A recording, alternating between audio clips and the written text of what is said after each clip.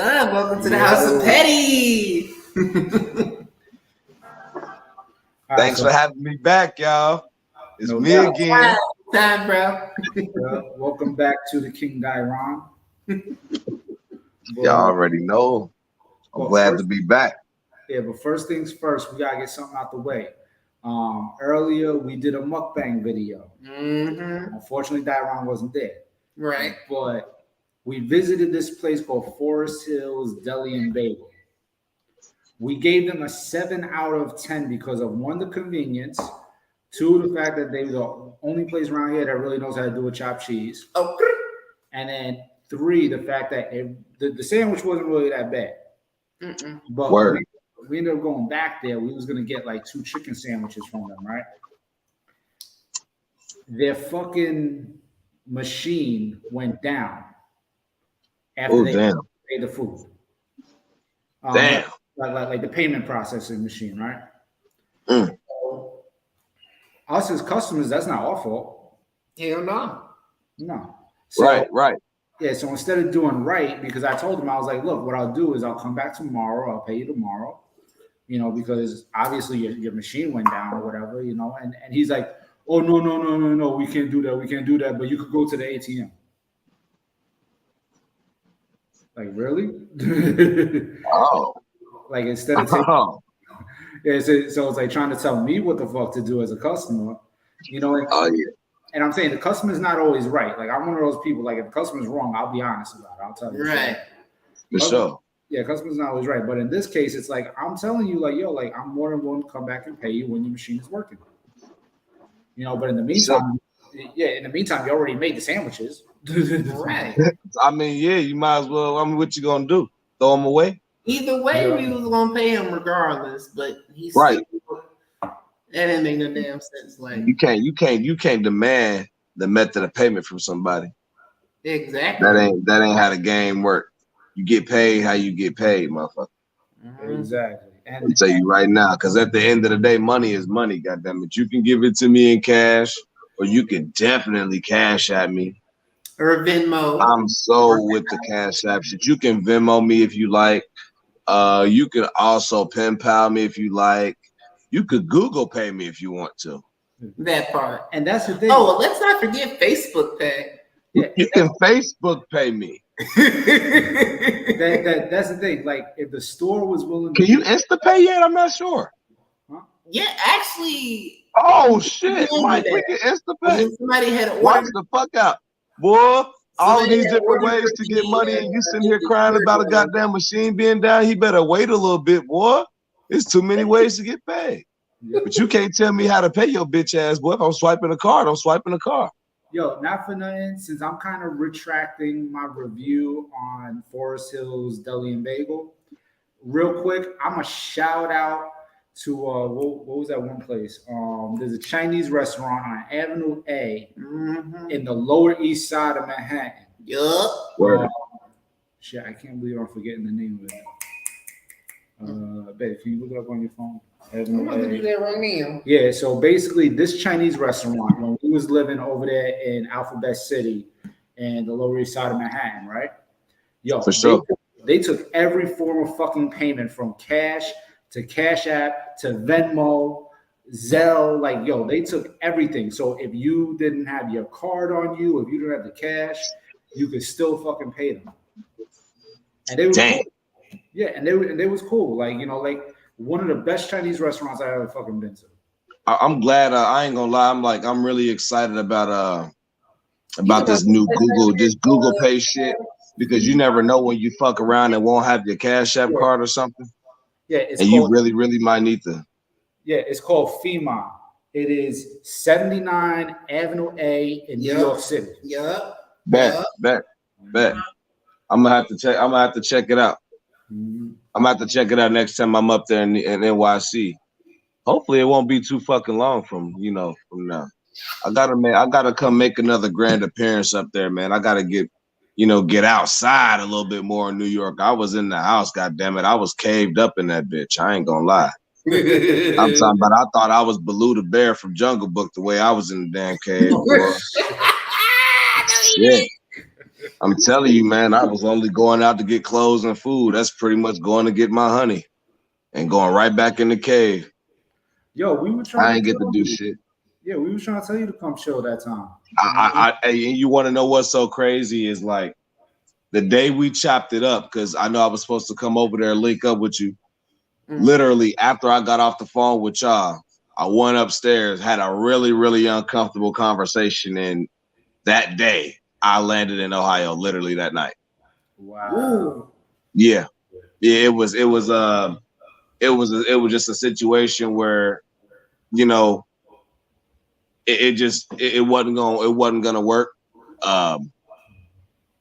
Just due to a lot of the shit that I was already talking to y'all about that day. You know, just it was just too much of it, too many red flags, and then there was a lack thereof of you know, dedication to fix whatever issues I had with the situation. And you know, when I express a discomfort with something, I'm expecting for that to change. I'm not expecting you to turn back around to me and tell me that this is what you do and that's how it's gonna be. And if I want to live, if I don't like it, I can go. Well, then you're right, I can.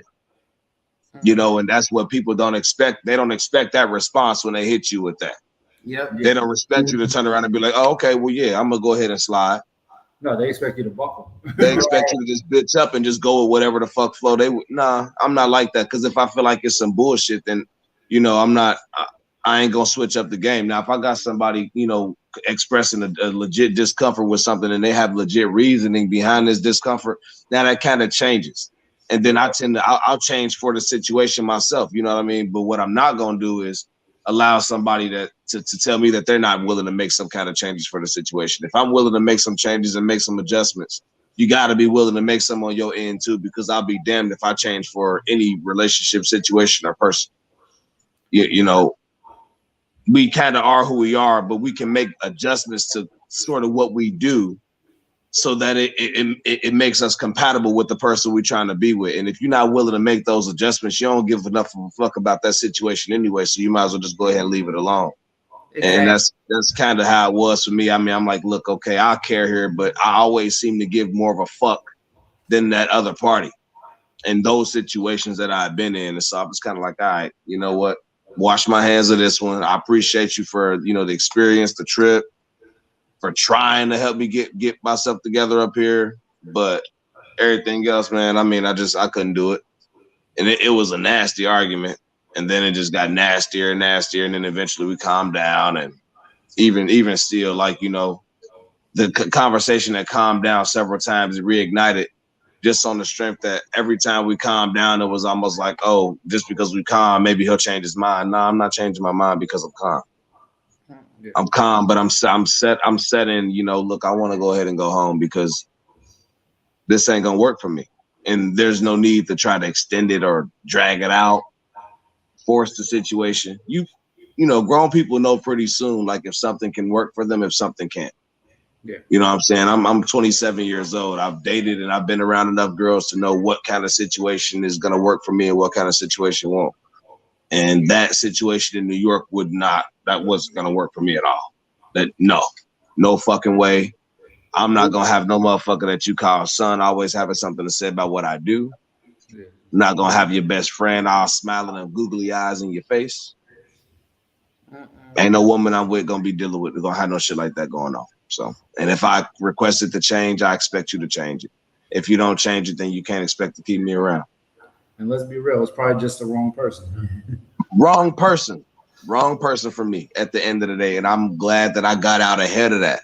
See, a lot of us, y'all, we make these mistakes, and this is real shit. This is, oh man, what's good, Chris? I see you. It's all, man, we make this mistake of like we get caught up in how pretty a woman is. We get caught up in, oh, she's so pretty, and oh, she got so much money, and oh, look, she stay here. Oh, look, she stay here. Oh, she doing this for me. She doing that for me. But when you really, really think about it, like damn a pair of shoes, man. Damn a haircut, you know, damn some jeans or a shirt. When it comes down to the real emotional shit, the shit that matters, is she fulfilling you in that way? Because if she not, because I mean, goddamn it, I mean, she buying your shoes, getting your hair cut, whatever the fuck she might be doing for you. Is it she doing anything you can't do for yourself? And that's the thing, you know, men get so caught up in that aspect of how pretty she is. You can't do that to yourself, man. Exactly. Because the prettiest girl might not be the best girl for you. That's why I always tell myself, give me a little plain Jane. I don't need all of that. I mean, look, if I give me somebody that's over the, you know, ever awesome, right? But for a plain Jane to just love her some me and not want me to go nowhere, just want to be around me, just care about me. Oh man, that's priceless, dog. That's just priceless. It's like they say, a bad bitch could be a bad investment. Man.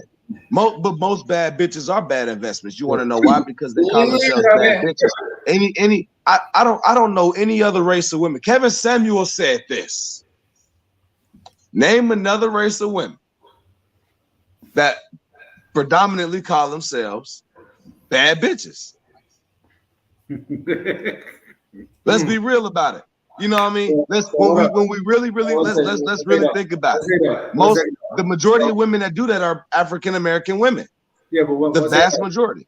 1 second, no. Since Chris is here and he looks like he's about to go, seeking instant gratification and trying to impress people with arm candy. Exactly, Chris. That's exactly what that is, man. But that's the thing. Since we are talking about relationships, the other relationship thing that's been in the news feed. Too Short calling out Kevin Samuels. Oh man, Too Short is just too short. Oh shit! Too short. Yo, leave it to Too Short. Oh God. I'm gonna be real with you. Kevin Samuels is not always correct in how he addresses women and the things that he says, the way he goes about getting his message across. He can come across real assholish. Don't get me wrong. But I will not sit on here at this point in time right now and say that I disagree with everything he says, because that would be a lie. That would be an absolute lie. And I think that the funny thing is with the shit that he says about women, he's only talking about the ones that call him. Listen, I mean, and this message goes to any women that are watching the podcast. Check into the women that are calling Kevin Samuels. Listen to them. Mm-hmm. If you don't fit that mold of the kind of woman that's calling him, the shit that they're saying, the way that they're answering the answers to his questions, when you think about it, they deserve all of the ridicule they get from him. If you're not that girl, he's not talking about you. And that's real talk. I mean, yeah, he's saying a lot of shit. There's a better way I think he could say what he's saying, but women don't like constructive criticism anyway, so it don't really matter how you say it. If he's being, you know, critical towards black women, everybody gonna be defensive anyway. Which, I mean, that's mostly who he was critical toward, was mostly black women. Yeah, I mean, yeah, for sure, because black women are the main ones always running around here talking about some, excuse my language, niggas ain't shit. Oh, I can't find a man. It's always black women. See, Hispanic women don't seem to have this problem. Mexican women don't seem to have this problem. White women don't seem to have this problem. I mean, you look at all these other races of women, they all seem to be able to find a man fairly easily. But black women, woo, they're struggling, ain't they? Oh, shit. I'm just saying. I'm just saying. And I'm not speaking for every black woman, because obviously my sister Tree over here, my boy Mike the snatched her up out of there. But you want to know what though? Just like it's hard for a black woman, it's hard for black men. Yeah. Think about this. It took no disrespect, Mike. Honestly, no disrespect when I say this, but the same ridicule that we can have for black women, we can have for black men. Think about it. What other race of men do a lot of the shit that we do? It's a two-way street. Because let's be real, niggas ain't shit. Not the majority. Not the vast majority. So you got to think about it. Before a girl run into a good guy like Mike, Dyron, Chris, anybody like that, you'd have ran into a bunch of fuck boys. I done ran you bound to run across. Think about it. you're bound to out of 100 men, right? Let's just hypothetically, 100 men, 95 of them are gonna be fuck boys. That's real. Out of 100 black men, 95 of them are gonna be fuck boys. That's real. Out of 100 black women, 85 of them are gonna be nothing. And we got a surprise guest. Let's go. That's my boy. Let's go. Right. Hey, man. Word in real Hey, quick. man. I wanted to tell you. I've been seeing you post with your little lady, man. I don't know if that's your lady, right? Yeah. Congratulations, brother. Congratulations. For sure, man. I ain't get a chance to tell you, but I'm like, that's my guy. Okay, hold up. Yeah. Before we get into the nitty gritty with Chris, Tria does want to say something. Let me say this right here, okay? I'm not making this a race issue. And if any motherfucker be mad at me, I don't give a damn. Put a condom on your heart and fuck your feelings. Keep it moving your back. Okay. Not every black man. Most black men that I have dated were fuck boys. Exactly my point. Most of them. Exactly my point. That's true. It took me to literally move out of state. Yes. That's fair. Yes, that's my point. I agree with you though. I agree with you, sis. Not for nothing. Hold on. I ain't finished. How it all started, it starts from the parents. Because my daddy wasn't shit. He wasn't shit. Which caused me to come across a whole bunch of ain't shit niggas. Mm-hmm. But me and Chris have had the conversation before where in this community, a lot of times you got to look at a state and stuff like that for loving the community because aside from the toxic stuff growing up, it's also the toxic stuff that people learn within the community that fucks up a lot of chances and shit. Yeah, absolutely. So, that does bring up another Kevin Samuels ism, which, may not apply to all, but applies in quite a few situations, especially in the community, which is single women keep women single. And you know what? Our good friend Angelo experienced that. And he ain't the only one. Shout out to Angelo. Shout out to Angelo. Who had a girlfriend. He ain't the only one who had a girlfriend who had nothing but negative sisters in community that just dragged her down, sowed nothing but toxicity into her, and she brought that into a relationship and fucked it up. It's in fact, and I'm gonna just say some real controversial shit right here. Please do.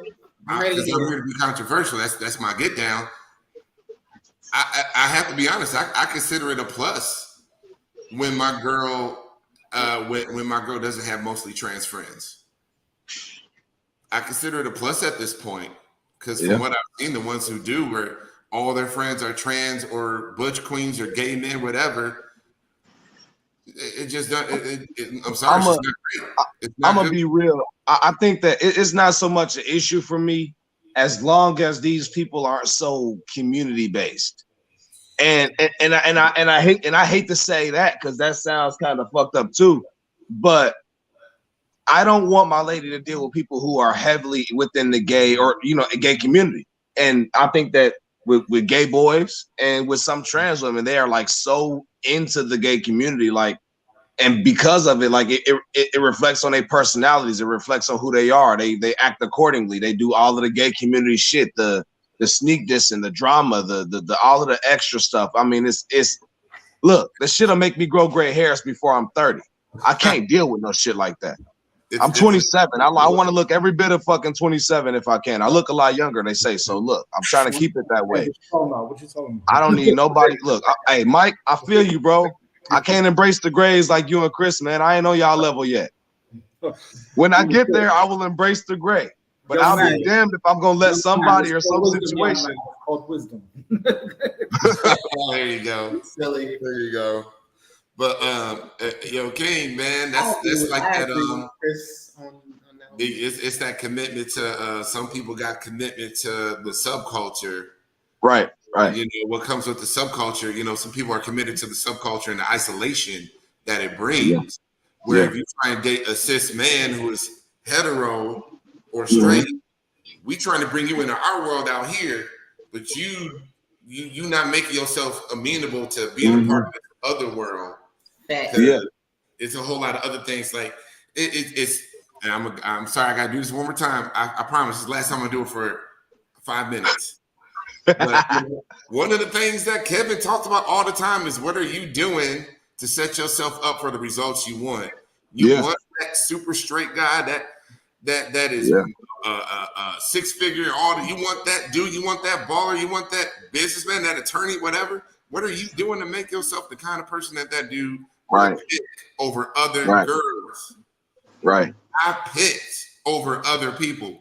Right. The girl that I'm with right now is legit head and shoulders above anybody else out there that I was dealing with. For sure. Level-headed, fundamental respect for men, which isn't taught. And that's an even larger like black thing. Like we kind of going to black.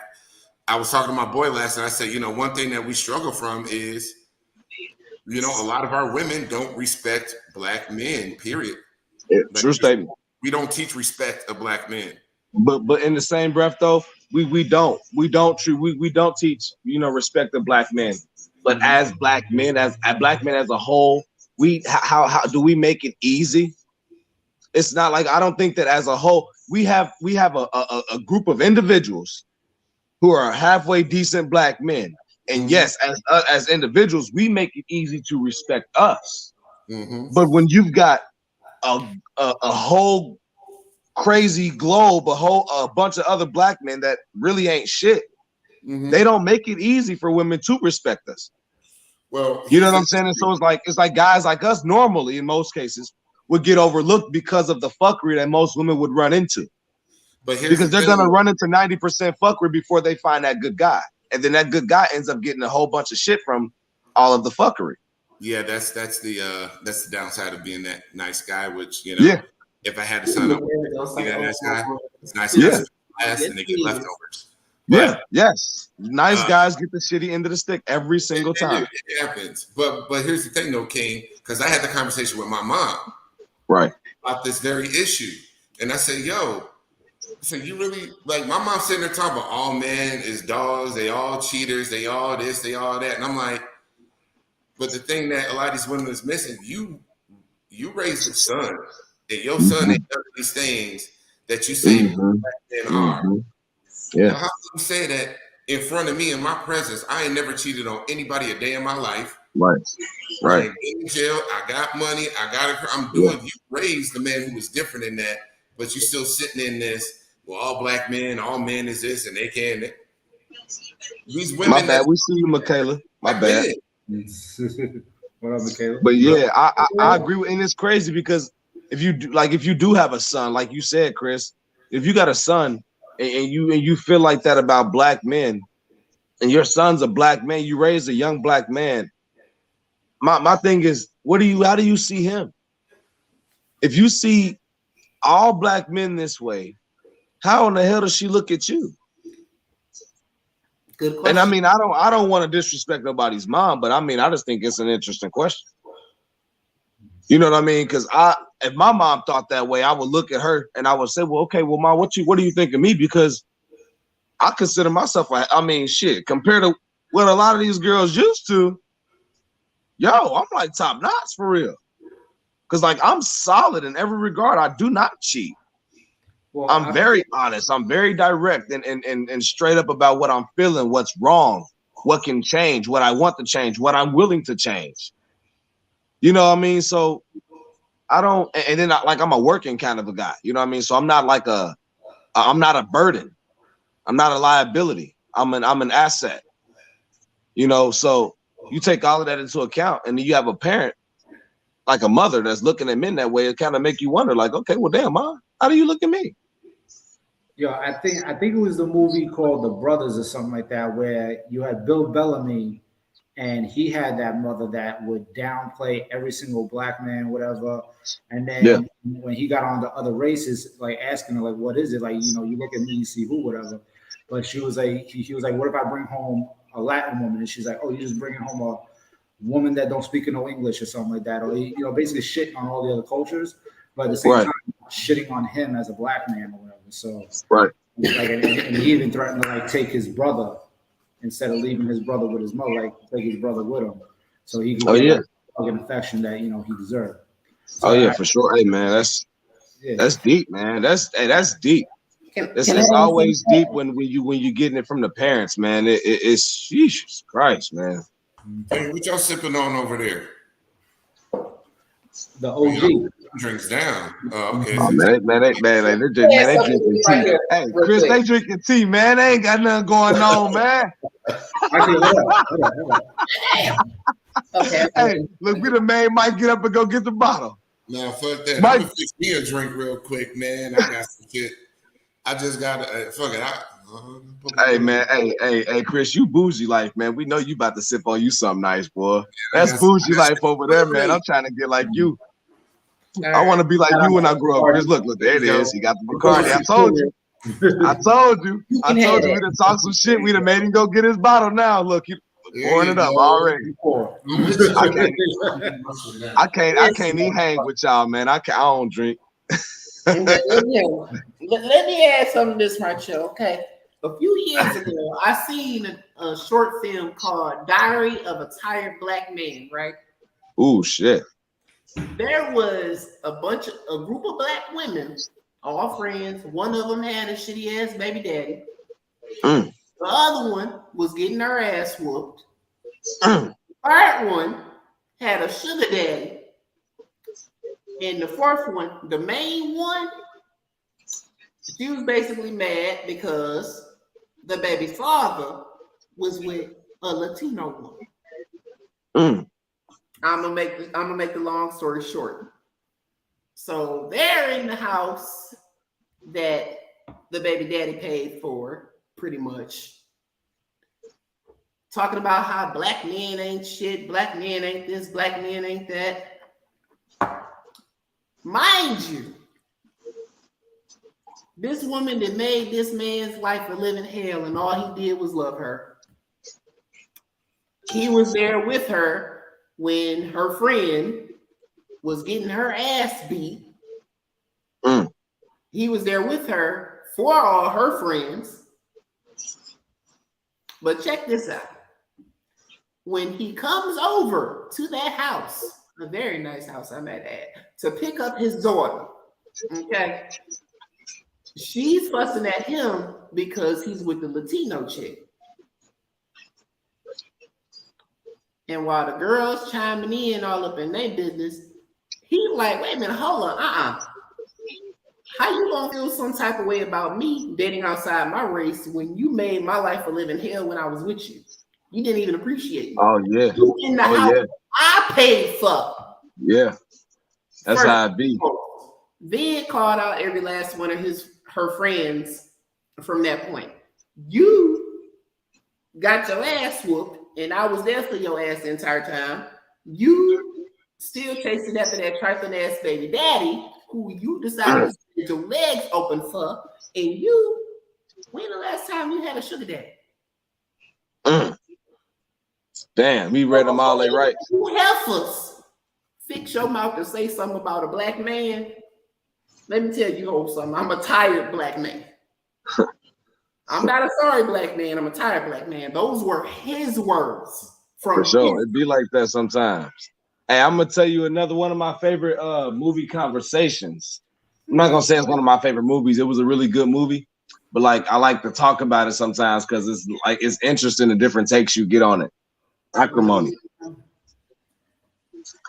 Acrimony was one of my favorite topics really to talk about because a lot of people like you get like so many mixed takes on it, and I think a lot of people are like a lot of women are biased to just being women, and a lot of people side with Taraji's character in the movie, but I wonder what y'all think. A man, she invests a lot into what he was trying to do. He to the point that they broke up, he had pretty much had fucked off a lot of her money. He was a failure. But when he did wind up managing to get big, he came back and gave her, what was it, like $10 million check, if I got that correct, something of that nature.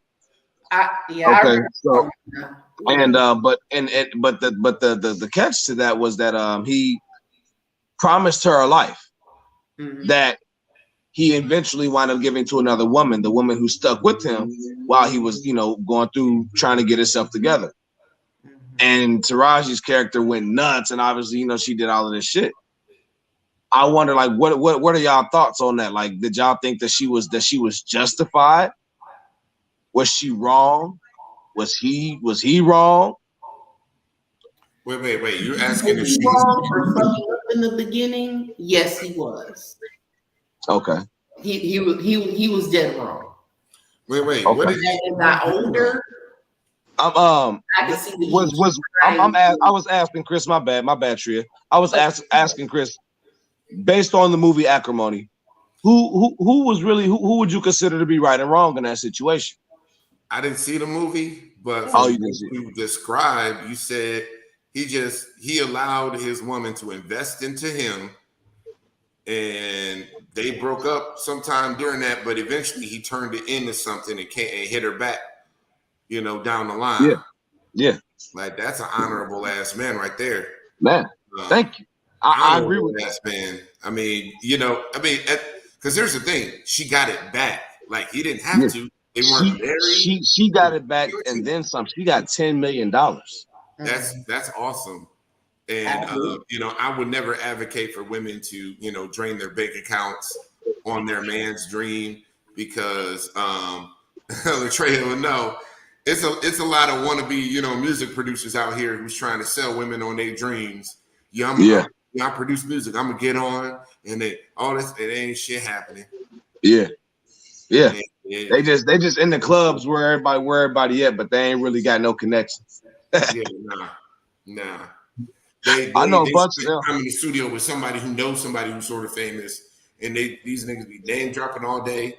But I will say this though, because like that's the thing that happens is the modern age dating stuff is like nobody wants the struggle of, but everybody like nobody wants the work, but they want the results. Yeah. They want the results. Yeah, okay. Taraji did what she was supposed to do. She was in that struggle phase, and that's cool. Yeah. But like everybody want I want that man with 6 figures now. Yeah. Right now. He make 35? Yeah. No. He make 40? No. I got broken up with by a girl because I didn't make enough money for her. At the time I was making 31.5, and she was like, you gotta make at least 40,000. And I'm like, 40. This is my first job out of college. What you talking about? Like, if y'all news, television news, they don't pay well. Right. They'll pay somebody with a 4-year degree less than 30. But what I'm saying is, either way, I'm saying I've been on the receiving end of that, like somebody who didn't want to ride it out with me, and then I ended up making more than 40,000 a couple months after we stopped talking. Yeah, but she did you a favor because she exited herself. Yeah, and she doesn't like that's what people get fucked up. They praise. She was a college dropout. See, she had all these standards in the world for me. She ain't even doing it herself. But that's that's a problem with praising the rich man and not praising the man that's trying to work toward it. But there's only so many rich men to go around, and let's be real. The young hottie, the young baddie, the woman who wants that rich man, dime a dozen.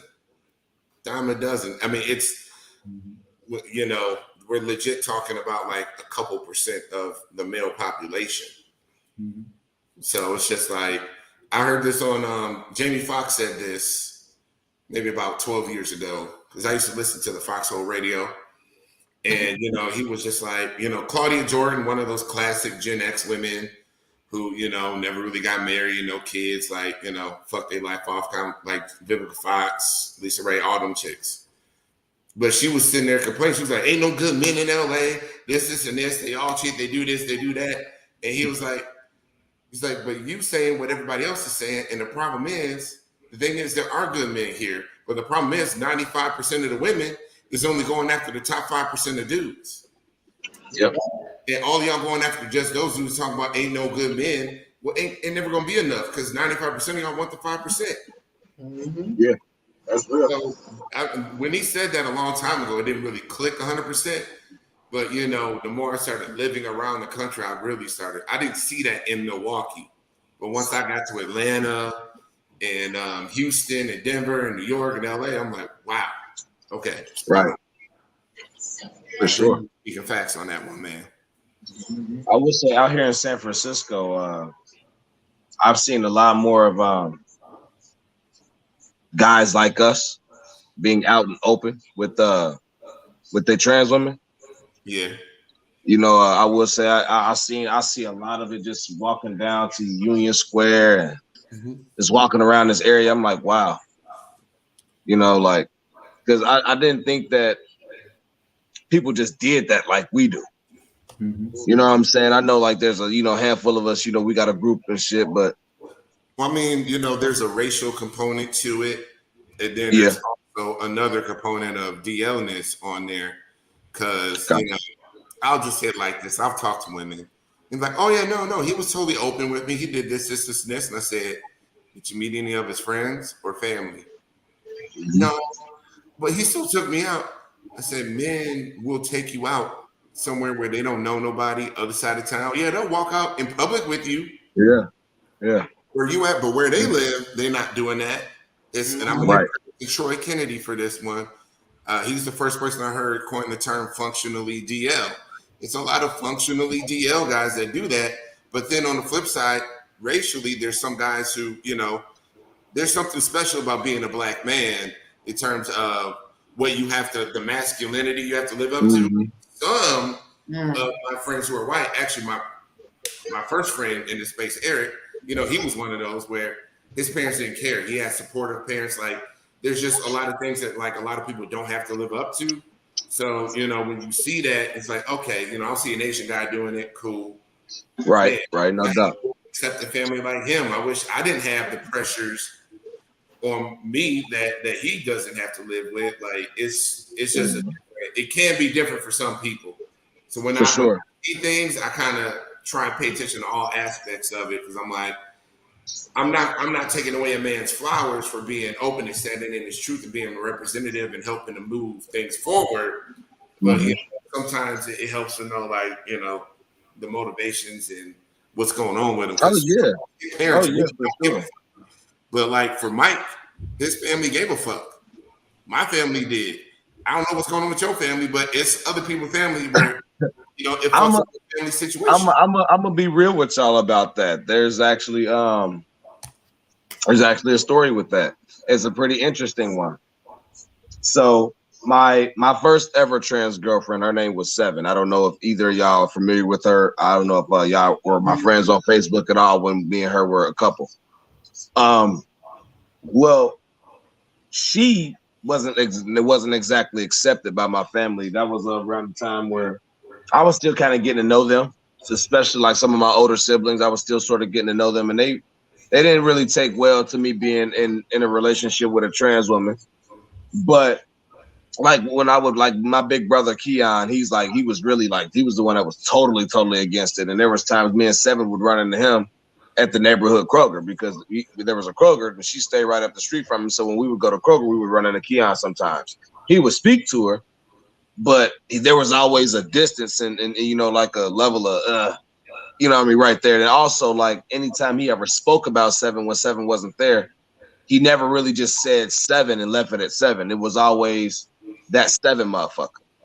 That Seven motherfucker. That Seven motherfucker. Yo. Literally. Now, by this time, I wasn't all that offended by it, because Seven had been, you know, broke my fucking heart fucker, you know, really. You know, so I really didn't care. But then there was Chloe. And then before you know it, like, me and Chloe are at Keon's house watching the Lakers game together. And he's I'm over here kicking and watching the game with my brother and his lady. And hey, Miss Lady, make sure you taking care of my brother. And all of that. I'm like, you know, it was heartwarming, but it was different. But I learned why. It was the way Chloe carried herself compared to how other girl like Seven carried herself. My big brother Deshaun dated a girl named Shayla. Shayla didn't carry herself a certain way. my family didn't take to it. My big brother asked. He said, "Look, man, why y'all accept Chloe, but y'all won't accept Shayla? Because Chloe carries herself like a woman. With Shayla, it seems like it's forced, like it's an act, like it's not very genuine." And that's what was said. And that's the real, you know, and it's fucked up kind of how I guess passiveness or how you carry yourself plays a role in acceptance. But it does, you know, and I don't think that with Shay, I know Shay personally, you know, so I know her well enough to know that it's not forced. I know her well enough to know that she's not in full blown character, that this is who she is, but it wasn't appeasable enough to my family. And that's kind of how they are. You know what I mean? I think that, you know, if you're passable, then and you carry yourself a certain way, they'll accept you. But if you're not, then they won't. If you sound girly, you look girly, you can take a picture with the girls and not get poked out, you know. And that's kind of how they operate. So I wouldn't really say that they're accepting, because acceptance comes with you know, every part of it. You know, rather you're passable, you sound passable, or you carry yourself a certain way, you know, however you identify, if you're not accepted that way, you know, then that's passability. You know, you got to be anything other than how you identify, then it's not really acceptance. And that's kind of how I look at it. So to answer that question, I know it was a long ass little background, but to answer that question, no, I don't really consider my family to be very accepting. Because I think that my girlfriend would have to be passable in order for them to accept it. I think that she would have to sound a certain way. She would have to look a certain way, act a certain way. You know, Chloe kind of by default fit the bill. Seven and Shayla by default didn't. And I think it's kind of shitty because, you know, Shayla got the rawest end of the deal when it pertained to my family, my brother was dealing with. She got the rawest end of the deal, and it kind of put me in a position where I was battling. I was going at it with some of my family members about her, in defense of her. Me and her are not really on speaking terms at this point, but I still, if I had to go back and do everything again, I would do it the exact same way. I would still stand 10 toes down and defend her profusely to my family because I didn't like the way she was treated, you know. I mean, and it put a huge level of disdain between me and some family members. Yeah, that's absolutely right. You said what? I said that's absolutely you're right. Oh yeah, man. You know, we stand on this stuff, man. This is part of what we do. You know what I'm saying? So what I'm not gonna do is sit here and do it on live on YouTube, do it on live and Facebook, and not do this shit in real life. No, this is what we do. Mm-hmm. This. I'm not fake, man. Like we stand up for trans women. This is what we do. You know, granted, we hold them accountable in some spaces, but the whole goal behind everything that we do really has always really been to advocate and stick up for trans women because not enough people do it. And so if I can do it on Facebook, I can damn sure do it for somebody I know and care about, you know. I just think, you know, it's only right. It's the right thing to do. Agreed. And I'm not biased to family. Never be biased to family. Never be biased because, oh, that's my big brother. Or, oh, that's my mom. Or, oh, that's my sister. Right is right and wrong is wrong. Exactly. And I stand on, I was raised in a way I was told to support what's right at all times. And so that's what I do. I mean, it's knowledge that I missed out on my cousin's wedding because my uncle wouldn't be accepting of my fiance. So let me close this window. Okay. I got uninvited from a family event this year. Oh wow! You know, it's a big event. My grandparents is all gonna be there. My mom, my sister, everybody gonna be there. But I got uninvited over that junk, man. I actually wasn't too sad about it because frankly I didn't want to go at first, but then the whole thing blew up because I had a conversation with this nigga on the side, like, yo, man, like, what it is. And he was like, yeah, nah. But then this nigga went and started gossiping about the shit. Like, I respected you enough to have a personal conversation. The nigga went around the family talking about, yeah, man, no, I told him, hell no. Like, and my mom had the phone on speakerphone while her and all the aunts and uncles on like a group call. and I just overheard him like talking shit, and like, I'm like, nigga, what the fuck? Like that nigga violated. We had to have a conversation after that shit because I was pissed. I don't blame you. I feel you, man. I'm with you on that. Yeah. I mean, I stand on that shit. I'm not like, ain't nobody gonna make me feel away, man, because of what I do. I am who I am. You know what I'm saying? And if my girl can't be there, I won't be there. And Mike, remember we had this conversation. Yeah. Remember we talked about this. I don't play that shit, man. You're not gonna look at me and tell me that if my girl comes, I can't come. Okay, well then I won't be there. And not only will I not be there, I won't be at the next event. You won't even have to worry about inviting me to no more of them. Because I will not ever show up to a place where my woman is unwelcome. You won't make me feel that way. You won't make her feel that way. 9 times out of 10, we ain't gonna be pressed to be there anyway. That's why I respect your position on that, Chris. Because it's like, well, shit, fuck it. I wasn't really even trying to go, right? Because ain't nobody that pressed to be around that shit, man. Like, I don't understand how something that Chris is doing, something that Mike is doing, something that King is doing, is affecting any family member around us. We're just present at a function. How is this person living in their truth bothering you so much? It's I stand on this, I stand on that. Well, stand on these nuts, man. Like, I don't care. I won't be there. I mean, it's crazy, man. If people, it's about perception, bro. I gotta add some to this. Yeah, they be the same ones asking for handouts too. Let's not forget that. Yeah. They the same ones. Who you are, what you do. Yeah. To call you when they need something. Man. Oh man. It's funny how the gay and the trans family members always be the ones that's most successful, or the ones that's trans or gay attracted, or whatever the case. Mm-hmm. Those are always the ones trans attract. Oh, they blowing us up. Oh, cash at me this, cash at me that. Can I get this? Can I get that? Right. Asking for take out a loan for them. Can you take out a loan for them? Yeah. Can you put this car in my name for me? Can you put this car in your name for me? Even though you catch the bus to work every day, I want a brand new car. I want you to put it in your name. Like, get the fuck out of here. Right. Keep that. But as soon as you drive off the lot, I had to have that old fag chasing ass boy put a car in his name for me. You know what I mean? Say some old bullshit about it. Yeah. You know what I mean? Want to dog me out. You know what I mean? So I ain't. And I'm gonna be real with you. It's, in terms of like my biological family, I can't say that I know for a fact that you know that they've talked about me in certain ways. They don't really ask me for much. It's normally different people. You know what I'm saying? You know, friends from the straight community, you know, more so than my family. I'm normally the one asking my family for shit. You know what I mean? Like, really, I ain't gonna lie to y'all. But in most situations, it's always that, like, the gay one or the ones that's trans attracted, or the trans will take all of the shit from the people. But I mean, I've been in relationships with people who always got to give their family something, but they backdoor and calling you fags and setting you up with dudes and trying to get you jumped and robbed and stuff. Right.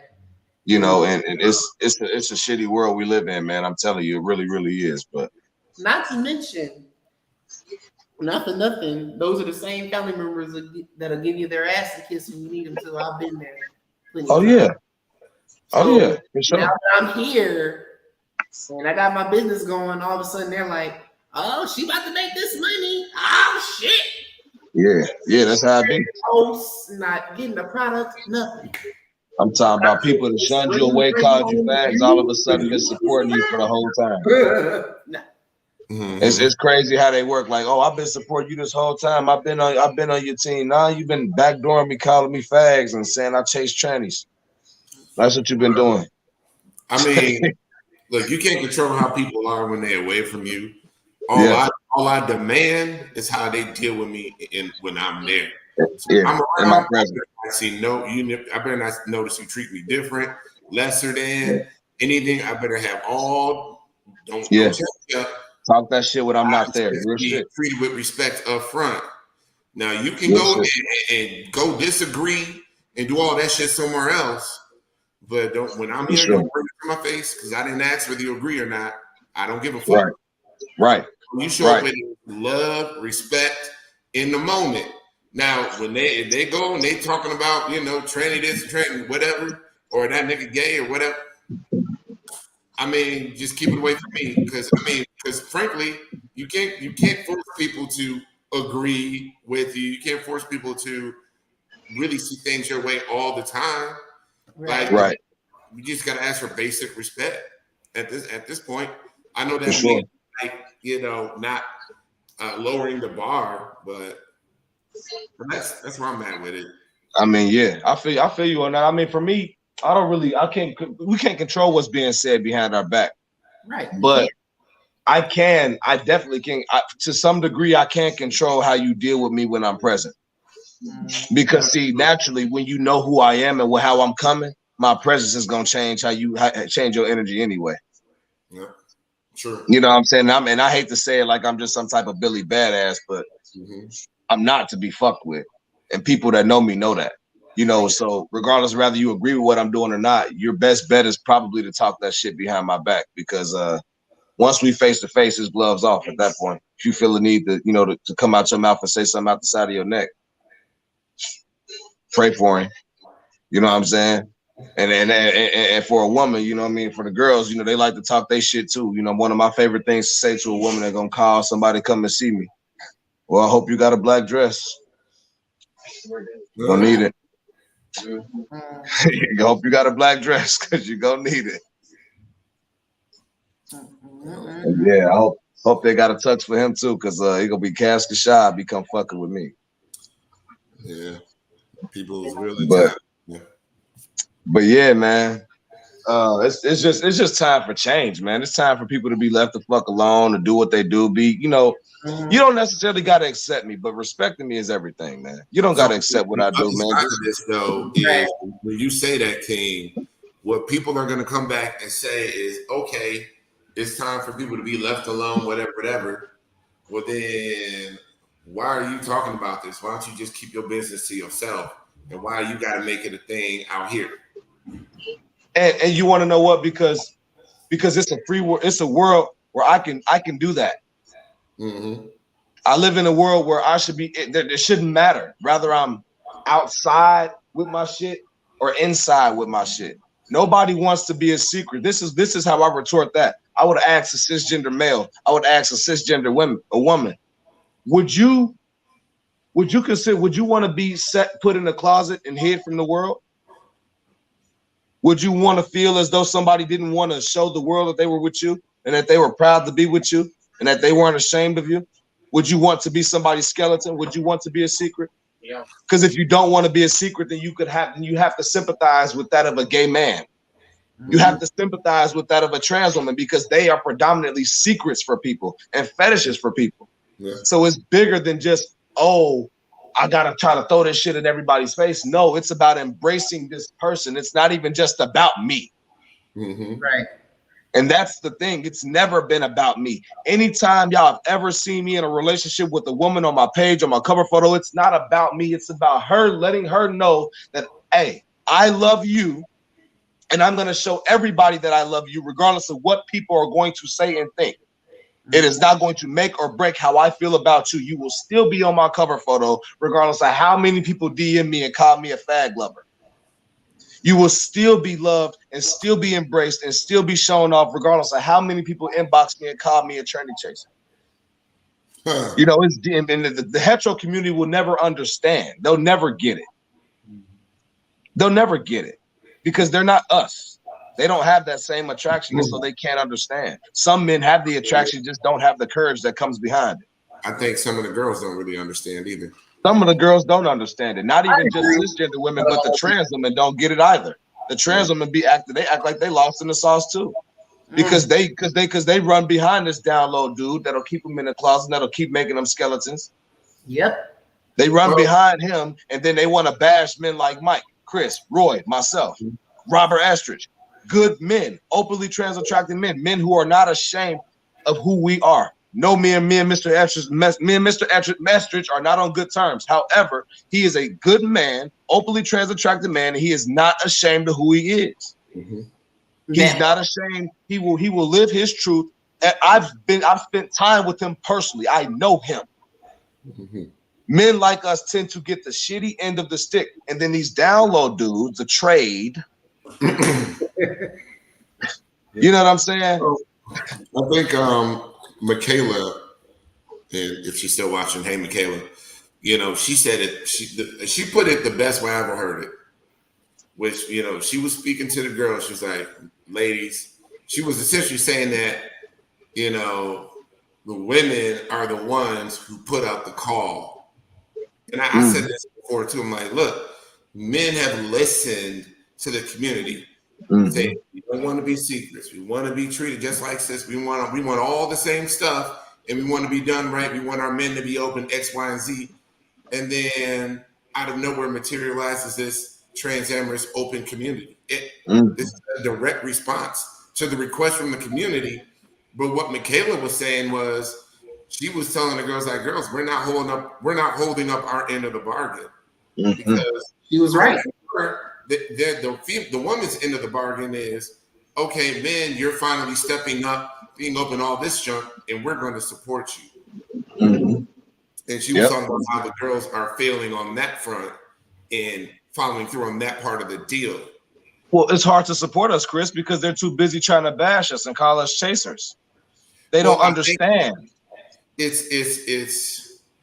think there are some people that are in a position to do that, and some people that aren't. I think there are some people that have come through the fall, gone through it, they have enough space to support, and then there's some people they're so mired in, you know, the discrimination and everything else they're going through, they can't even see it for us.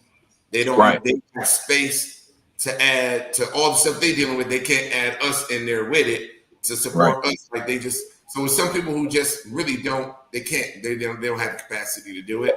And it took me a while to figure that out because I was taking stuff personally. I was getting upset. I was frustrated. But it really just, it comes down to you know, understanding the differences and really, you know, we all know the ones who do support and who don't talk outside their mouth and who ain't frothing at the mouth mad. But you know, it's not as many of them. It's not as many of them, but yeah, it's so actually so little. It's such a small amount of those girls that we probably do all know them. But that's because this is a young community. It's a young community, and it's usually the women who grow, mature, go through some things, come out on the other end that have that space, have that understanding. And so not everybody does grow up. Right. That's what I was gonna say. What'll shock you is a lot of the girls who are, you know, in their upper 20s, early 30s, and they just don't seem to comprehend. No, bro. We're talking like fucking 50s. Oh, like, damn. Well, you know, some of them, that's a woman that done lived. That's a woman that done been around. But they live, but they haven't evolved or changed. So they got the same mindset they had in their 20s. That's what I'm saying. I've seen a few of those, but I've seen so many more. I say that's the exception to the rule. Right. I've seen so many more that just came through it and was like, you know what? All men aren't my enemy, and all men they're not the root cause of all the problems in my life. Oh, for sure. These guys, I can recognize that these guys are trying to do something positive, and I will support them, or at the very least, not try to tear them down. Like they can recognize, see that difference. Right. For sure. And I mean, I want to say one thing I noticed too is even when let me go get mine. All right. Oh yeah. Right now. For sure. But when I created Trans Love and Support, I remember when I first made the group, I stood firm on certain shit. Like I didn't want a lot of arguing and bickering and the insults and shit going back and forth. And one thing that I noticed is because you know the funny thing is a lot of these girls they drift towards the groups that allow the bashing of each other. You know what I'm saying? And I noticed that when I shut it down in my group, the few situations those girls jump right up out of there. Yeah, the group went quiet. They got right up out of there. It got real quiet in there because I'm not gonna have it. Nobody really posts too much in there unless we're posting about the podcast or, you know, somebody posts some shit here and there. But no, ain't a lot of posting Trans Love and Support because you're not going to be allowed to talk shit to people. Mike's gonna be able to post something, and if you're gonna disagree with what Mike posts, you're gonna have to disagree with him with respect. You're not gonna dog Mike or try to make Mike feel like shit for his opinion or for what he felt about it. You're not gonna do that to Chris. You're not gonna do that to Tria. You're not gonna do that to nobody in my group. We all have a right to our opinions. We don't all have to agree with each other. But the thing about a lot of these other spaces is that they've enabled people to just completely crucify one person for one's opinion. And it's like anybody that speaks out against it is a problem. Like I've got removed from groups because I stand out against, like, why are y'all dogging this guy? Why are y'all dogging this girl? I'm not with nobody ganging up on nobody. You gotta understand how serious and how ruthless this social media shit is. Understand how serious and how ruthless this social media shit is. This shit pushes people to commit suicide. You have to be careful. You can't just go and be insulting and attacking people. Don't nobody think about that kind of stuff. People take this social media stuff serious. But King, the thing is, what people have to understand about this is this didn't start with social media for a lot of the girls. A lot of the girls been this vicious and nasty, and they've been doing that shit in person at ballroom for decades. Right. Yeah. So now you're right about that. Savage online, reading each other for filth, reading men for filth, talking shit about. That's what they was already doing before social media was invented. Yeah. This ain't even new. And it's like social media only enhances the ability to just tear people down. And it's in every fucking, it's all over the place, man. I had some girls come at me. Mike, the Too Short story. I posted that, and me and Trail was commenting. This girl got in there talking shit about Trail. Well, because you that's why don't nobody want you, and this, and this. And then she came after me, and that's don't nobody want you neither. You think you guys get to women because and fuck your girlfriend, and she ain't even black, which my girlfriend is black. She, she's half black, and frankly, my girlfriend who's half black has been called the N-word far more times than I've ever been called the N-word because she grew up in like small town America where like she got it. She got it being, half black in a family of everybody else who was all white. Right. Yeah. Everybody else who was all white. So it was just like, but anywho, not to, sideline, but I'm saying like you talking about that crazy attacking because you don't agree, junk. She went for the jugular. I had to block that girl. I'm like, it's sad that I put that up on my Instagram. Like, yo, just because you're miserable, like don't hurt people because you're miserable. Right. Hurt people because you're. Which what a lot of girls do nowadays. Yeah, and I'm like, get some fucking counseling. Yeah, no doubt. Tear someone down because you don't agree with what they're saying, you are a sad, miserable, lost soul. Because what you'll learn as a male advocate is sometimes what you're saying doesn't always fit the trans agenda. Of course. And because of that, that's what'll start to begin the tearing down of the trans attracted man. Oh, Mike knows about that. Mike knows about how far they'll go when we don't say what they want to hear. Oh yeah, man. I know too, man. Rob knows about us. I don't think anybody know better than me, you, maybe Rob and Roy. Yo, all I'm saying is, I know Roy got they tried to get Roy to business. Woo, bro. I had to check a couple of bitches about Roy.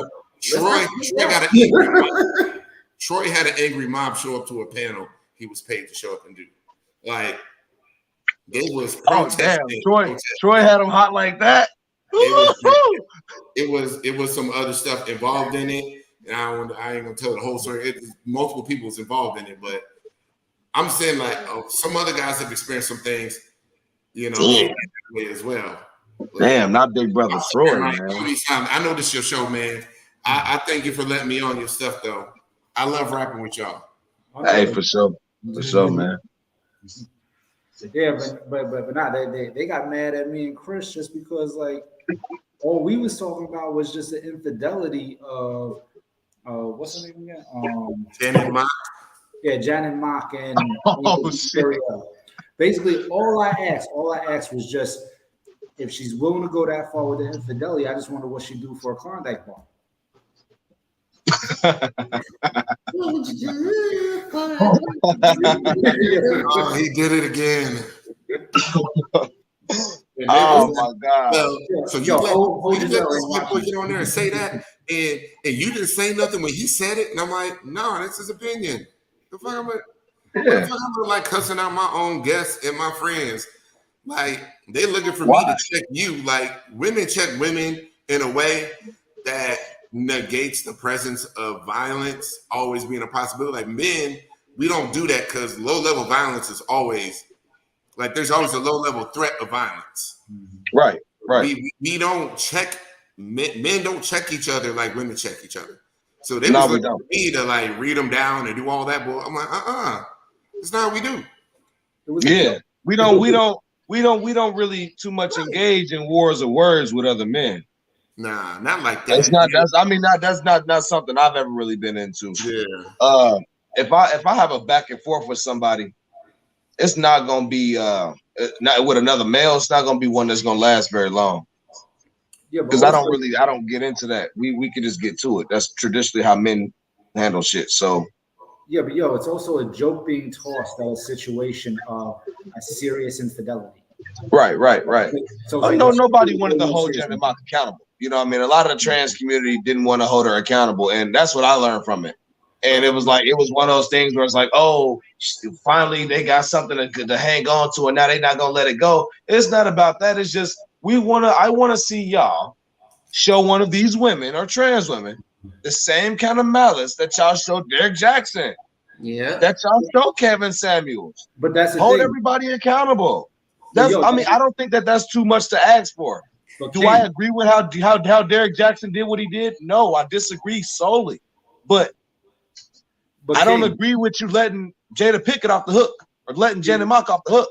Yeah, but King, during that entire episode, right, we mentioned multiple times that there was a black trans podcast called Box 512 that was going to be discussing the financials and the other thing behind I remember I was watching the podcast. Yeah. I watched the podcast, so I already know. I remember this, man. I mean, I'm gonna tell you, even brother Estrich had a different take on it. You know, and I think that more than anything for us as men, we're not digging deep into what happened between Janet Mock and the guy from the damn trailer. We don't care so much that Janet Mock cheated on this man. We care about the public humiliation of the man. Yeah. And that's the thing that nobody seemed to get. It's like, oh, y'all just we're hanging. We don't give a fuck she cheated. Jada Pinkett cheated too. We let her off the hook. Y'all made us let her off the hook. Y'all wouldn't let her say nothing about her. Like, come on, man. We don't care she cheated. Okay. But why does she have to tell us she cheated? Why does she have to tell us? It's not our business. You know, if I sit here and I say, hey, Chloe ran across the fucking country and cheated on me with 3 different dudes, so we're not together. Now, all of y'all have the ability to critique and speak on the situation because I did what? I told y'all what happened. Yeah. So because I put y'all in my business, y'all have a right to speak on it. I put the information out publicly. But here's the thing, King, in honor of all that, in honor of the whole in honor of the whole situation, August is now National Entanglement Month. Real shit, man. That is National Entanglement Month without question. Without question. National Entanglement. Oh, I love that. Man, I wish I had a fucking shot for that, man. Bro, we need to make memes and graphics and everything for the month. But you want to know what's so crazy, Chris? So we was talking about this already. And that's the same thing that they said. We need to get the memes and shit going. Like, let's go. I'm with the shit. But I promise you this much. What you're going to get is you will get a contingent of men who be like, oh, man, y'all being too hard on her. This is like, it's some cats is going to be simps. Man, we ain't no simp mode over here, man. We already know what it is, man. Y'all, they know how we coming, man. We not simping out. We gonna hold everybody accountable, y'all. We hold men accountable. We hold women accountable. We hold trans women accountable. We hold everybody accountable, man. So, I mean, ain't no simps over here, man. Y'all, they go ahead and simp out if they want to. That's their business. Y'all gonna be the ones out here publicly looking stupid like Will Smith, simping out to these, I almost said the B word. You know what I'm saying? You know what I'm saying? Yes. Man, cause real shit, man. Like we're simping out to these, man, for real.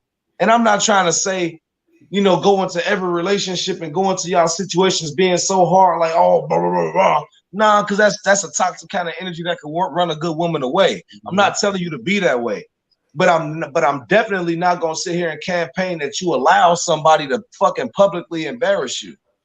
Just have some self-respect, really. Have some self-respect, man. Defend yourself, man. And I mean, you know, you got this man sitting here in tears, man, on national TV. This man, that man was hurt. Will Smith was hurt, man. He was visibly hurt. Look at that dude in the our boy from Pose, man. Come on, man. He didn't deserve that. Little Poppy. He didn't deserve that. We don't know the dynamic of their relationship. That's true.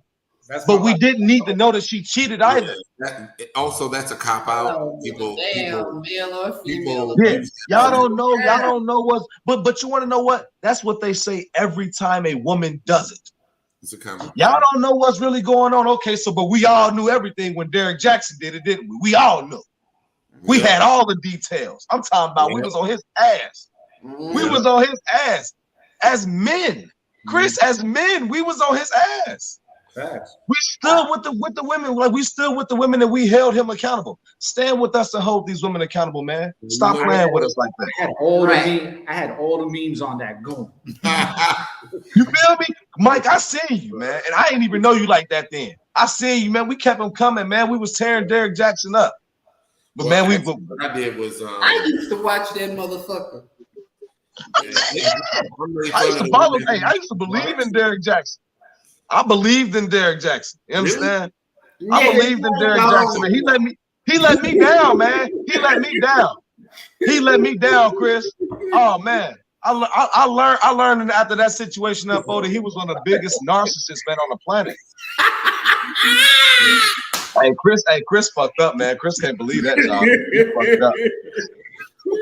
Look, all I'm saying is any male content creator who's speaking on relationships, if everything he says women love and celebrate, that motherfucker full of shit.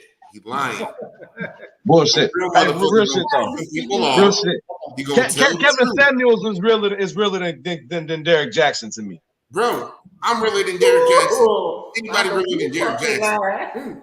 Like I would if I at this point I would take Kevin. If I had to listen to either one of them talk about relationships, I would definitely want to listen to Kevin Samuels over Derek Jackson. But here's the thing, though, man. Telling the truth will get you haters, and you know that's true. When I first started my platform, I was talking about I was really heavy on the relationships. I'm like, us men, I'm looking for a wife, and men that's looking for wives, they want this, they want that, whatever. I was playing with a lot, and I had a lot. It was a completely different audience listening back then, but it was a lot of black trans women, and I was clear with them. I said, look, most men don't want prostitutes for wives. If you're looking at somebody's wife, you can't be a prostitute. Being a prostitute disqualifies you from being from being the wife of the man that you want so badly. He ain't gonna take popular saying is you can't turn a hoe into a housewife. But most men don't want. But then when I say that, that's the truth. And man, I got so much hate to the point where one of our resident haters, Miss Mojo. Not a resident hater. When Kevin Samuels died, she was like, I see some content creators out here. Y'all fearful that people looking at you the same way, and we gonna celebrate your death too. And I'm like, all right, whatever, bitch. Like, I mean, continue to live. You know what though? But you know what though? I would never celebrate anybody's death, whether I like him or not. I wasn't a big DMX fan, but I wasn't happy he died. Exactly. I mean, I'll say this. I'm gonna add something to this. Okay. Yeah. I agree with you, but when it comes to my very last ex, If he was to die today, I say good motherfucking real. And I do not feel bad saying that shit. I'm gonna keep it 100% real with you. But here's the thing. Here's the thing with DMX. Like I like a lot of his music. It's just those lines where he throws like homophobic slurs and everything. Like Exactly. That's where it goes off for me. But if you listen to some of his catalog, he's got some songs out there that are straight. Oh yeah. I mean, I don't necessarily hate on DMX the rapper. I don't like DMX the man. Yeah. Fair enough. The person. It's the guy. It's like Michael Jordan, the basketball player. What's not to like about him? Michael Jordan, the person? Fuck dude. Seriously. He has some problematic ways, yeah. Yeah. I mean, hey, I'll tell you what. You're gonna put millions of dollars into a prison. I don't like you. True, yeah. Fair enough. I don't fucking like you. But I can support a dude like LeBron James who put millions of dollars into a school.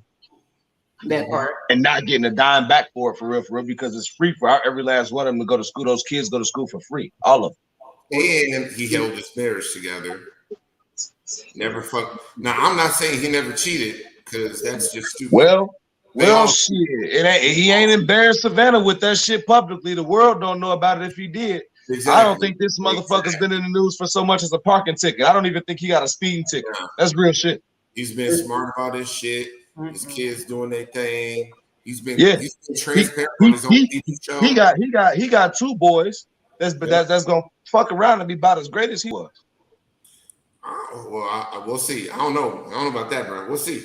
I don't know. I think I'm gonna be honest with you. I think Bronny James is gonna be special, but Bryce is gonna be better. Watch out. I like LeBron as a person. I don't like him as a player. Oh man, Mike, get out of here, man. You a New Yorker, man. Nobody trying to hear that shit from you, man. Nobody trying to hear that shit from you, Mike, man. Damn, you sound like Stephen A. Smith right now, Mike, man. Don't do that. Here's my thing. Kobe Bryant fan. My top two is Michael Jordan and Kobe Bryant as players. What the hell, Michael Jordan? Okay. LeBron James, Kobe Bryant.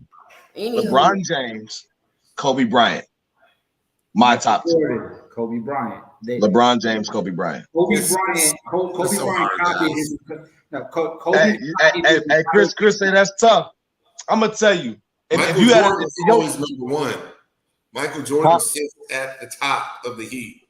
It's Jordan, then everybody else. So you could do Jordan, but if you do LeBron James and Kobe, they on the same tier. It's like a pyramid. But here's the line. They could be right here. I'm gonna be real with you, Chris. If you want to use the Jordan at the top of the pyramid analogy, if LeBron's not at the top right there with Jordan, because if you ask me, I think it's LeBron and Jordan sitting at the top if you want to use your analogy, and then everybody else. Because I'm gonna be real with you.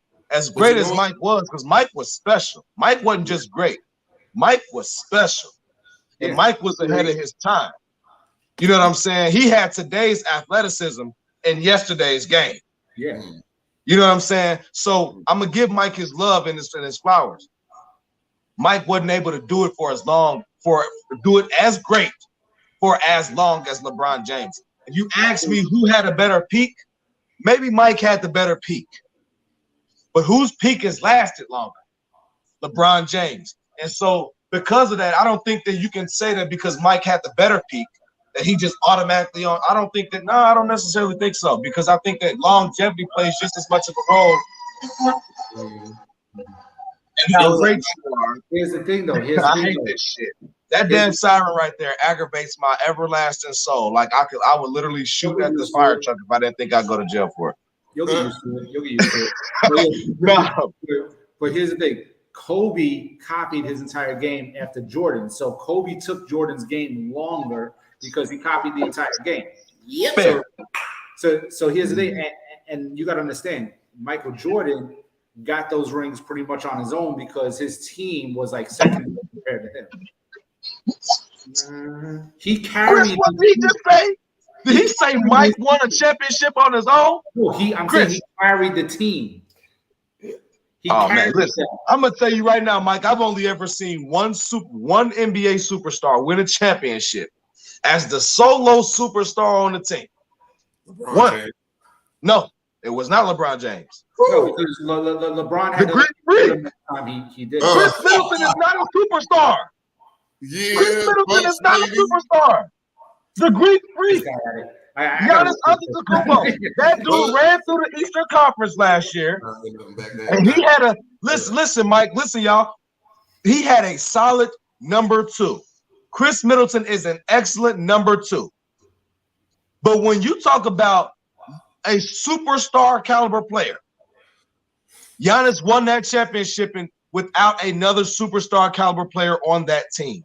Mm-hmm. He did. LeBron claimed close to it back in 2015 when Kyrie and Kevin Love went down.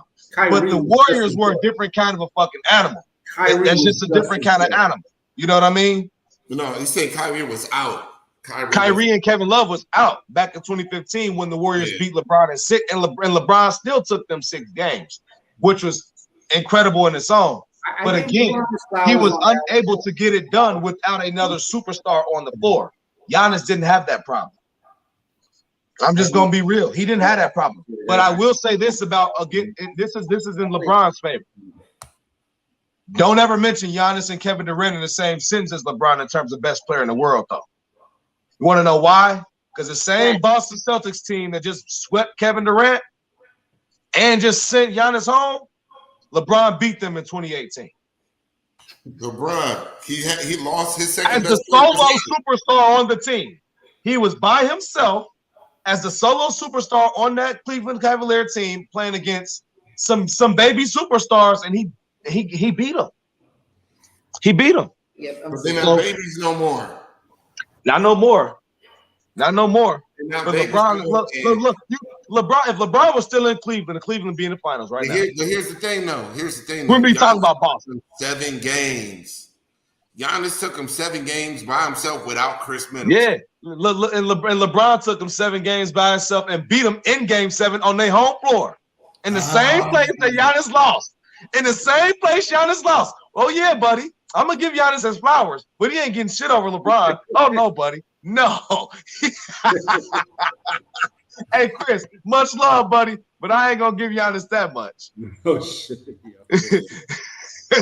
But no, I'm gonna give him his respect, man. Giannis, until we see somebody else, I'm gonna tell you right now. Going into this season, Giannis was the best player in the world to me. He's a bad motherfucker. LeBron James is my favorite player. Steph Curry is my second favorite player, and also my favorite player to watch. He's the best show on earth to me. Giannis was the best player going into this. I think that Steph Curry has a chance now because Giannis is sitting at home watching the playoffs with everybody else. Yeah. I think that I'm about to say that now. Steph Curry, in order to take the vacant crown of best player in the world, he has to win Finals MVP this year. He has to. I don't know if you agree with this, Chris, but this man's been to the finals several times. He's a 3-time NBA champion. He's a 2-time league MVP. One thing he's never done is he's never won Finals MVP. Steph Curry has to win Finals MVP for me, man. He has to. He just fucking has to. That's his team. Even when KD was there, you are the engine that makes the Warriors go. You and Draymond Green. He has to play well enough to win Finals MVP this year, Chris. I swear he has to. You can't have a fucking role player winning Finals MVP. I don't believe in that. Well, I mean, they had Andre Iguodala win it, didn't he? Yeah, and I don't believe in that shit. I hated that. I think Steph won it that year. For real, honestly, I think there's no way you can't give it to Steph that year. Yeah. He, and you want to know another year you could have gave it to Steph? 2018, they gave it to KD. I thought Steph won it that year. Well, KD is playing for Brooklyn, and Brooklyn is trash. So, he's just not LeBron James. LeBron James could have took that Brooklyn team to the finals, man. Man, I just had to fire shots at Brooklyn. That's all I'm doing. Mike. That was for Mike. Because Mike and Trell was up my ass last year talking about like, oh no, Brooklyn gonna beat why in Milwaukee? Like what? Like, yeah, no, Milwaukee gonna win it all. Brooklyn shouldn't even have a team. Y'all got the Knicks. What do y'all doing? I thought Phoenix was gonna win it all last year. But Giannis shocked me last year. Phoenix was tough. I mean, I like Chris Paul. I'm gonna be honest with you. I think that if Phoenix was playing the Warriors in this conference finals, it wouldn't be a 3-0 lead right now. It would be like 2-1 maybe.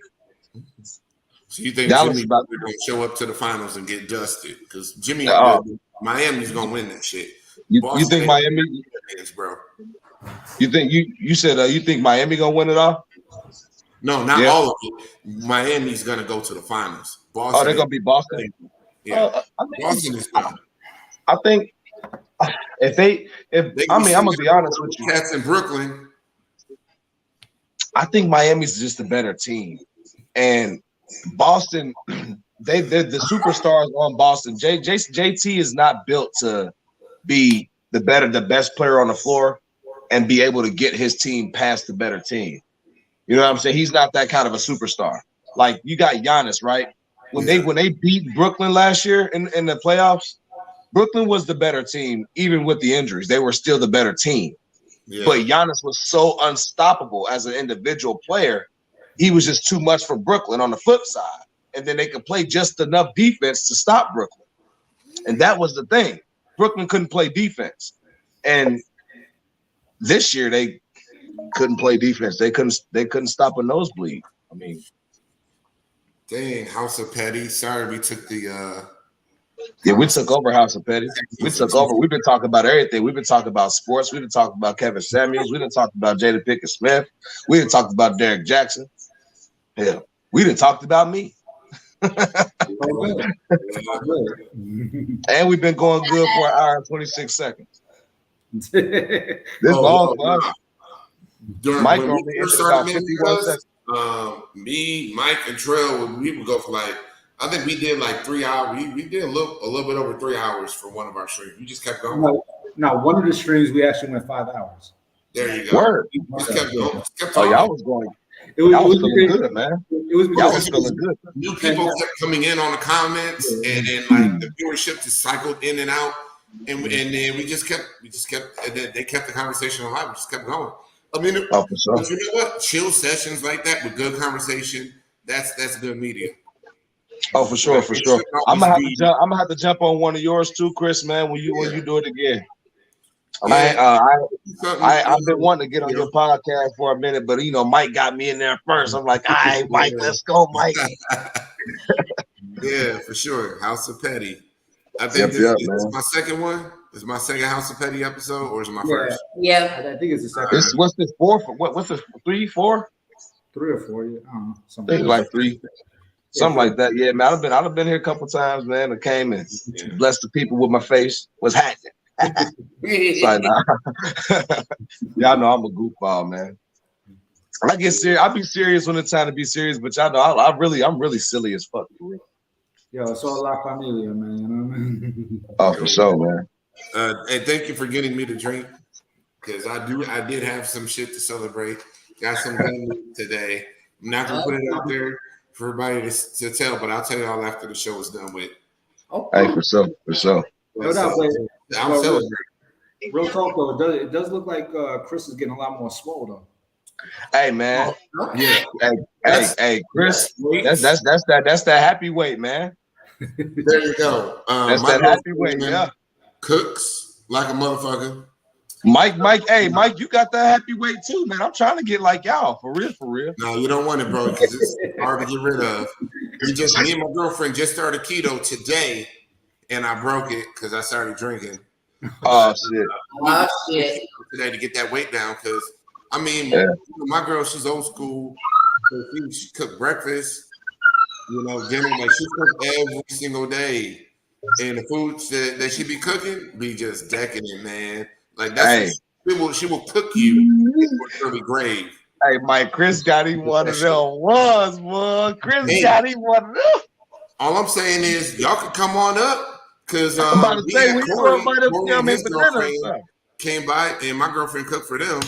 So whenever I'm up there in Massachusetts, like y'all come through. And we can make a whole little day of it. Yeah, if we got the transportation. Right. Well, shit, I'm in Cali right now, but I'll be back in Ohio. I believe May the 29th. I'll be back in Ohio. Okay, that's what's up. But I'm currently in San Francisco. Yeah, because actually I got my car keys right here. There you go. Mike told me to come back up to New York, man. Hey, New York's great. Man, I like the way it looked. I'd have been up there a couple times, but I ain't never got to go do shit. I mean, you missing. You bring your black ass back up here. New York is a great experience. All I'm saying, King, is before you go to New York, get on prep. Oh, get on prep first, then go. I've been on prep for a while now. Good. I don't say. I tell every young man I know. I wouldn't be going up to New York for that though. You know, I wouldn't be going up there to get busy. Look here, shit happens. You meet people. Oh shit. It happens. Okay. You trying to get me killed. I'm gonna keep my mouth shut. Well, I'm sorry. I thought you were still in a relationship. So for a relationship, yeah, you ain't got to worry about that. But I'm saying for the young single men that go to New York, I always tell them, get prepped. Yeah, before you walk around here looking like the Walking Dead. You don't want that. I mean, it's crazy, man. I ain't gonna lie. I had myself a scare. Hey, I was so mad at myself for putting myself in a situation where it was even a chance that I could have it, where I didn't know if I did or didn't. I'm gonna be honest. I'm not a very I'm not like, contrary to popular thought, I'm not a very sexual person. So like, a lot of people see me, you know, they think, oh, you know, young, attractive black dude. Oh yeah, he just be getting pussy. Well, hey, man, I'm kind of lazy. Only takes to be totally honest. But yeah, like you said, it only take once. You're right about that. Right about that, man. But, you know, I'm kind of lazy, man. So like, even in relationships, like, ain't something I do all the time. I'm definitely not a sex everyday kind of guy. I'm about anywhere from 3 to 4 days a week sex kind of dude, but I'm not no fiend. Like I do it every day. Even for me, I'm more like 2 days a week. You know, once at nighttime, once in the morning, and then we be done for about a couple days, and then I run it back again the next time we do it. But yeah, about twice. You know what I mean? Because you normally get that one nighttime within that early morning before I can get up and get my day started, and then it'd be cool for a while. You gotta work. You gotta work. She gotta work. Yeah. In the way. Yeah. Oh, but when it goes down, it goes down. Of course. Hey, I'm a nut, man. Let me stop talking shit. I'm just saying, I remember my college relationships. 21-year-old Chris, I ain't had nothing to do with my day but go to college. I had to go to. Man, Chris, I'd have loved to know you back there, man. I'd have loved to know the new 21-year-old Chris just to see what you was like back there. I bet you was funny as hell. And you too, Mike. I know you. Hey, Mike, you was a nut when you were 21, boy. You was a nut when you were 21. I was a different person than who I am now. Yes. There you go. I'm a frat boy through and through. Yeah. We was partying. If I would have met you at that age, yeah, I would have hated you. I ain't gonna lie. I wouldn't been ready to bash your head. I told her that if she met me prior to me, yeah, she would have hated me. Oh man. Oh man. I will say I kind of matured kind of quick. I got out of my bullshit phase really fast compared to most. Cause man, I'm only 27. You know, most niggas 27 still out here acting up. I'm pretty chill for 27. I ain't gonna lie. I like to chillax. I like to sit down and play my game. Like, as soon as I get done, you know, I ain't gonna do nothing but get over here, play GTA, UFC, something. Zone out, man. I'm not really a big go out to the club kind of guy for real. I'm pretty laid back, man. No, what's this? I was going out the club. I got the Xbox One. What you got, Chris? PS5, man. Man, I'm sick of y'all PS5, man, bro. Because I hate that we can't crossplay, man. My girlfriend bought me the PS5 for Christmas. Oh, bet. That's badass though. Can't beat that. Hey, got you up by your PS5, boy. She's a keeper. Pretty much. Yeah. And I'm waiting for me to find me one. Give me that new X series or the Series X. But yo, we are past the hour and a half, so we're gonna cut the House of Petty session short. But we're gonna talk some shit on the outtake. For sure. Because that means I can get back over here and I can turn my game on. It was nice to be a part of the House of Petty podcast again. Thank y'all for having me. Well, I hate to. I know I talk too much sometimes. Yeah. Y'all know I talk too much sometimes. I took up like 8 minutes. So good. We'll see everybody else next week. Okay.